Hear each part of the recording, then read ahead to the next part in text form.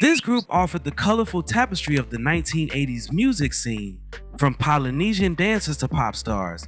A remarkable family band emerges, captivating audiences with their unique blend of Polynesian rhythms and pop sensibilities. Originating from Minneapolis, Minnesota, the group quickly gained popularity and left a lasting impression in the industry thanks to their infectious energy and undeniable talent. By pushing the limits of modern music, this family of Tongan American siblings shot to fame and prominence in popular culture. The centerpiece of today's video is all about the Jets. Now before we start, let's be sure to leave a like on the video, subscribe to the channel, and push that notification bell to be sure you won't miss out on any more content. Now, without further ado, let's cue that intro.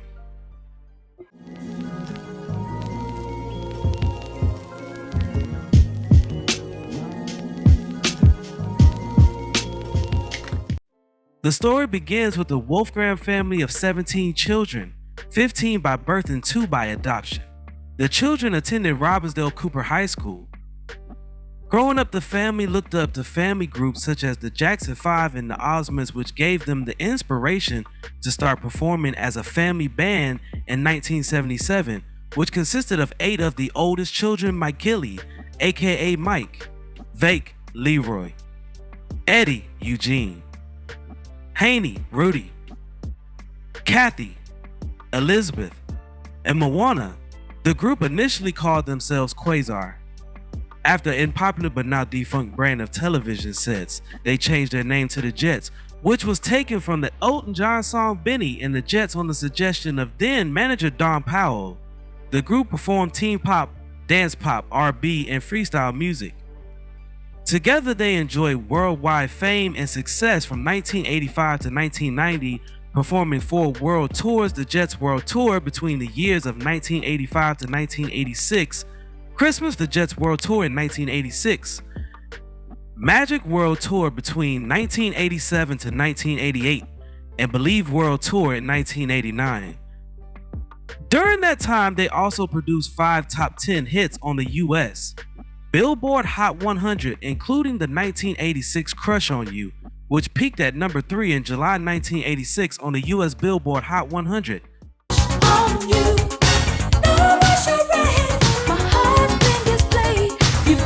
In addition to their hit single, Crush on You, the band is known for the singles You Got It All, Just one look and I knew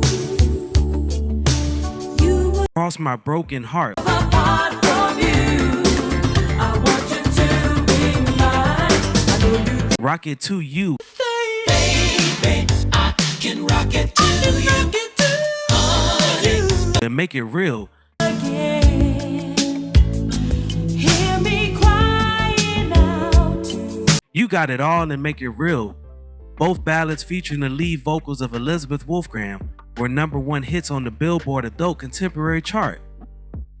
The song Sending All My Love peaked at number 88 on the Hot 100 and reached number 1 on the Billboard Dance chart. Baby, sending all my love to you. Sending all my The band was nominated for a Grammy Award in 1988 for the song Rock It To You, featuring lead vocals by Haney Wolfgram. The Jets also performed the theme song for Chip 'n Dale Rescue Rangers in 1989. The group performed the Star Spangled Banner at the 7th game of the 1987 World Series, held in their hometown of Minneapolis, and Game 3 of the 1991 Stanley Cup Final in suburban Bloomington. The band also performed at the 1988 Summer Olympics in Seoul, South Korea, and the 2002 Winter Olympics in Salt Lake City. When the group realized they weren't earning as much money as they should have, they started to have problems with their manager. But despite their sales success and constant touring, the Jets say they weren't seeing a lot of financial reward, much of which was routed through Don Powell, who's both their manager and the head of their production company. Don Powell, basically, he had a checkbook. If we wanted something, we had to ask him. And by 1989, we were realizing we're still in a rented house. We don't own anything. We wondered, okay, where is everything going? My parents weren't seeing money coming in. They felt like Don was funneling money to other projects that he had, other artists. When you have a production company and you're the manager, then who you representing? Your production company or the artist you're managing? You had a couple of kids in the Jets who were qualified to understand what time it was if you would just put them in a meeting and let them be a part of it. But I don't believe transparency was there.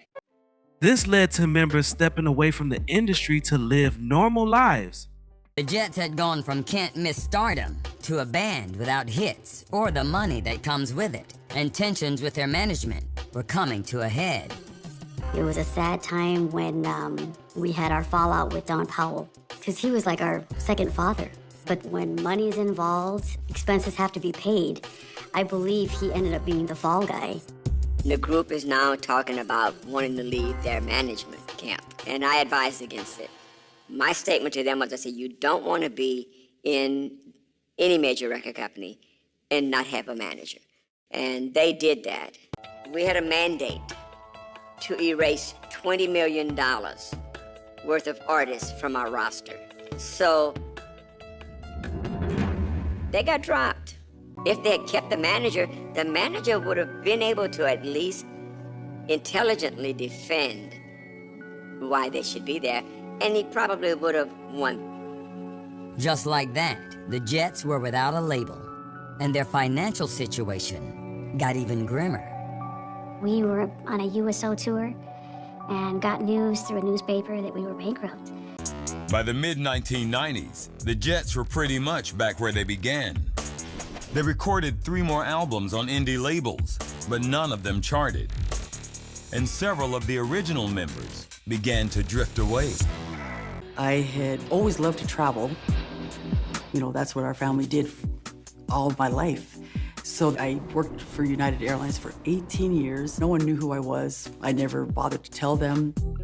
When I stopped performing for the Jets, I became a manager for a video store. People would come up and they bring their albums out and ask me to autograph the album while I'm working.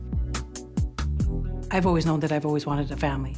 I've always wanted to, be a wife and be a mother.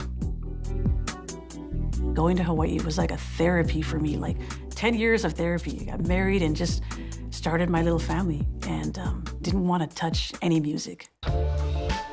Me, Heidi, and Rudy never left the band. It literally was just the 3 of us, and we would just bring all the younger siblings. They sang too. They were working with a bunch of little kids that they were trying to fill the shoes of my sisters. We were in survival mode. Elizabeth was given 5 months to live after receiving a cancer diagnosis. She not only overcame cancer, but she also started a family and had children. Some may claim she defeated cancer, but she did more than just defeat it, she crushed it. Then came the really bad news. When I got the call that Elizabeth was diagnosed with full-blown breast cancer, I can't even tell you how painful that was. They gave me 5 months. 5 months to live, and I went through the mastectomy, and my right breast was removed. When my sister was told that she had a few months to live, we were devastated, like, wow, now this can't be happening. We come from a very religious family as well, so we prayed a lot. At the surgery table after her surgery, she had said, if I'm gonna live, I don't know how long I'm gonna live. I'm gonna live and not regret anything I do. So I'm just gonna bow out a little bit and do my own thing. I think that just kind of is the biggest blessing in my life, because it made me stop in my tracks and ask, why are you singing? Why do you want to sing? And it was actually the first time in my life when I met my future husband that someone ever asked me, well, Liz, what do you want to do? I was never really asked that question within my family. So I think with all that happening at 22, having breast cancer, meeting my future husband, and coming to a point where we're dropped from everything, that was a turning point. On 10th October 2009, 7 of the original band members reunited to perform at the Mega 80s 90s Music Festival at the Blaisdell Center Arena, along with fellow MCA recording artists Ready for the World, the Cover Girls, and En Vogue. All the original members except Eugene performed at the State Theater in Minneapolis. It was billed as their 25th anniversary reunion show. In 2015, the band celebrated its 30th anniversary with performances in Manila and Cebu, Philippines. In July 2015 in Orem, Utah, the Jets performed a hometown concert with Debbie Gibson. In 1988, Eugene Wolfgram and Joe Pasquale formed the Duo Boys Club, which recorded for MCA Records. Boys Club released the song I Remember Holding You, which reached number 8 on the Hot 100.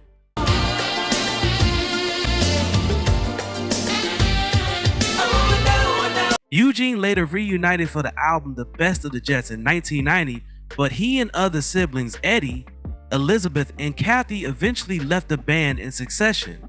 The group also appeared on the soundtrack for Burglar, Beverly Hills Cop 2, The Karate Kid Part 3, and The Family Man.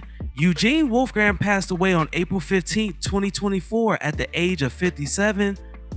As of 2022, there are 2 touring groups of Jets, which include original members the Jets Elizabeth, Eddie, Kathy, Moana, and the Jets original family band Haney, Leroy, Rudy. There's kind of 2 camps. You know, the sisters, Moana, myself, you know, Rudy, Heine, we all had our different ways of how it should go. And they were just very different.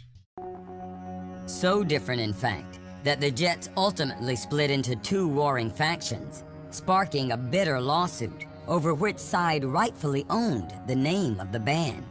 Me and my 3 brothers and my parents, we started this band back in 1977 when I was 12 years old. We just felt that the other side wanted to take that.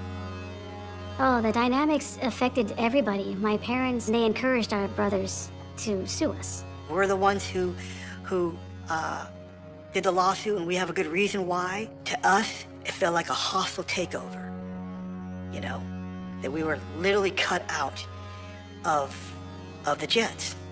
I would never wish this on my worst enemy. To wake up and find a summons at your front door that you're being sued by your own blood brothers was very difficult.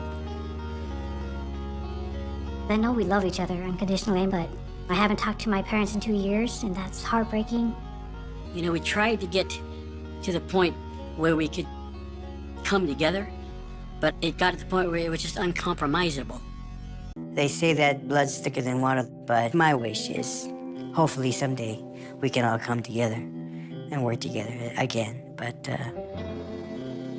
until things change and for the better, I don't see that happening. Now, before we go, I have a question for you all.